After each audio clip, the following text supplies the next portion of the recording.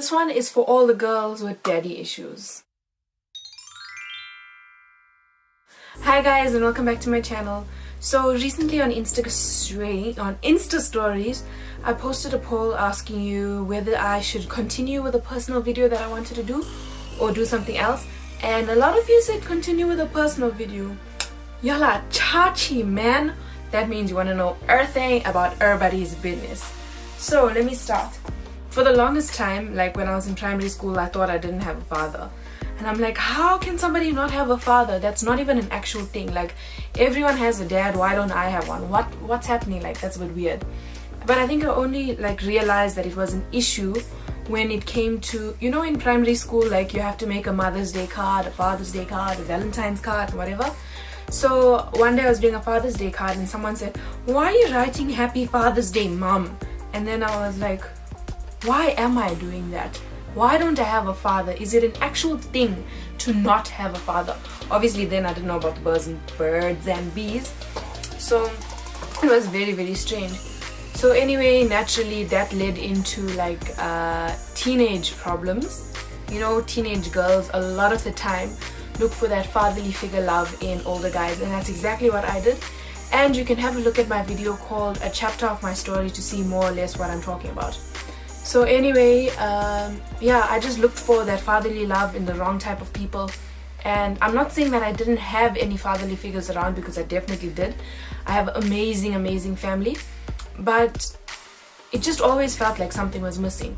So anyway, it did cause a lot of issues, and I didn't feel like I was worth anything. I just, you know, sometimes you just feel like you need that fatherly figure around to validate you in a weird type of way. 19 or 20. I went to this little place in Drakensberg called YWAM. Anyway, there was this pastor there, and Trevino and I were actually just looking at the place because at that time, that's what we thought we wanted to do. So we just went there for a weekend with his family to check it out.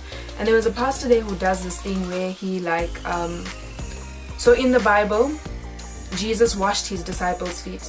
So the pastor does something similar to that. He calls, like, he just like senses people who are like hurt or whatever, and he washes their feet and whatever. So I wasn't part of this class, I was just a visitor there. And then he called me to the front to get my feet washed, not because they stank, but because it's an actual biblical thing that Jesus did. So anyway, I went to the front and I just started crying. And I have an ugly cry, so I was like in front of all these strangers that I just met like 2 days ago. I was crying and crying and crying and crying. And he looked at me and he said, I'm coming to you on behalf of your father, and I'm asking you for forgiveness. Guys, I cried so much. Until that point, I didn't realize that I had so much unforgiveness in my heart towards my biological father. Because like, why would you leave someone, you know?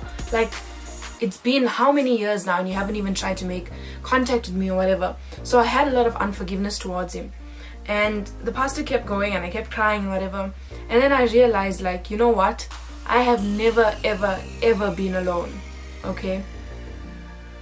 Jesus, to me, the relationship that I have with him is a father-daughter relationship. Okay? The Bible even says he's the father to the fatherless. So as I got to know Jesus more, and as that pastor continued doing the feet washing thing, I realized that I was never alone. God was always with me. There were times in my life where I felt like I was alone or I needed a father, but God was there. You know, it's so amazing. Like, I always joke and I say, like, fathers to their daughters always hate like the daughter's boyfriend because, you know, that's his little girl or whatever. And I'm like, my father picked out my man, and everything happened so perfectly because Trevino is the one that introduced me to church and whatever. But yeah, just basically what I'm trying to say is, like, you know, we do go through a lot of things, especially as females, especially if we don't have a father figure around.